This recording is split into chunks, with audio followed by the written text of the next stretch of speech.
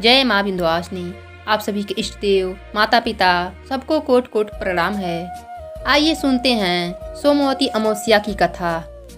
एक गरीब ब्राह्मण परिवार था जिसमें पति पत्नी के अलावा एक पुत्री भी थी। पुत्री धीरे धीरे बड़ी होने लगी। उस लड़की में समय के साथ सभी गुणों का विकास हो रहा था। लड़की सुंदर, संस्कारवान एवं गुणवान भी थी, लेकिन गरीब होने के कारण उसका विवाह नहीं हो पा रहा था। एक दिन उस ब्राह्मण के घर एक साधु पधारे, जो कि कन्या के सेवा भाव से काफी प्रसन्न हुए। कन्या को लंबी आयु का आशीर्वाद देते हुए साधु ने कहा कि कन्या के हथेली में विवाह का रेखा नहीं है।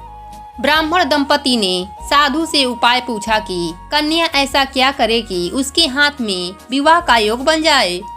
साधु ने कुछ देर विचार करने के बाद अपनी अंतर्दृष्टि से ध्यान करके बतलाया कि कुछ दूरी पर एक गांव में सोना नाम की धोबी जात की एक महिला अपने बेटे और बहू के साथ रहती है, जो कि बहुत ही आचार विचार और संस्कार संपन्न तथा पतिपरायण है।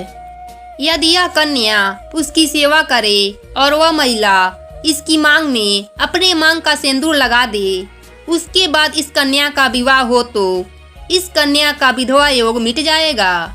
साधु ने यह भी बतलाया कि वह महिला कहीं आती जाती नहीं है। यह बात सुनकर ब्राह्मणी ने अपनी बेटी से धोबिन की सेवा करने की बात कही। कन्या मान गई। अब हर रोज धोबिन के घर जाकर सफाई और अन्य सारे काम करके अपने घर वापिस आ जाती। सोना धोबिन अपनी बहू से पूछती है कि तुम तो सुबह ही उठकर सारे काम कर लेती हो और पता भी नहीं चलता है। बहू ने कहा कि माँ जी, मैंने तो सोचा कि आप ही सुबह उठकर सारे काम खुद ही खत्म कर लेती हैं।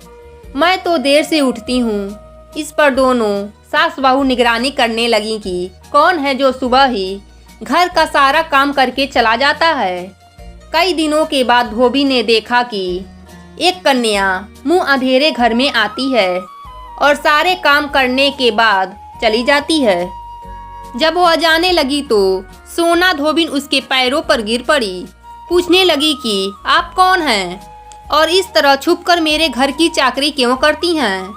तब कन्या ने साधु द्वारा कही गई सारी बात बताई। सोना धोबिन पतिपरायण थी, उसमें तेज था। वह तैयार हो गई।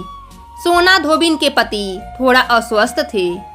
उसने अपनी बहू से अपने लौट आने तक घर पर ही रहने को कहा। सोना धोबिन ने जैसे ही अपने मांग का सिंदूर कन्या के मांग में लगाया, उसके पति मर गए। उसे इस बात का पता चल गया। वह घर से निराजल ही चली थी, यह सोचकर कि रास्ते में कहीं पीपल का पेड़ मिलेगा तो उसे भंवरी देकर उसकी परिक्रमा करके ही जल ग्रहण करेगी। उस दिन सोमवती अमावस्या थी। रास्ते में पीपल का पेड़ मिला। उसने ईंट के टुकड़ों से 108 बार भंवरी दिया, परिक्रमा किया। ऐसा करते ही उसका पति जीवित हो उठा। तभी से जो महिला हर सोमवती अमावस्या के दिन भंवरी देती है, उसके सुख और सौभाग्य में वृद्धि होती है। पीपल के पेड़ में सभी देवों का वास होता है। अतः जो व्यक्ति हर अमावस्या को न कर सके तो वह सोमवार को पड़ने वाली अमावस्या के दिन 108 वस्तुओं की भंवरी देकर सोना धोबिन और गौरी गणेश का पूजन करता है, उसे अखंड सौभाग्य की प्राप्ति होती है। ऐसी प्रचलित परंपरा है कि पहली सोमवती अमावस्या के दिन धान, पान, हल्दी, सिंदूर और सुपारी की भंवरी दी जाती है। उसके बाद की सोमवती अमावस्या को अपने सामर्थ्य के हिसाब से फल, मिठाई, सुहाग सामग्री, खाने की सामग्री इत्यादि की भंवरी दी जाती है और फिर भंवरी पर चढ़ाया गया सामान किसी सुपात्र ब्राह्मण, ननद या भांजे को दे दिया जाता है।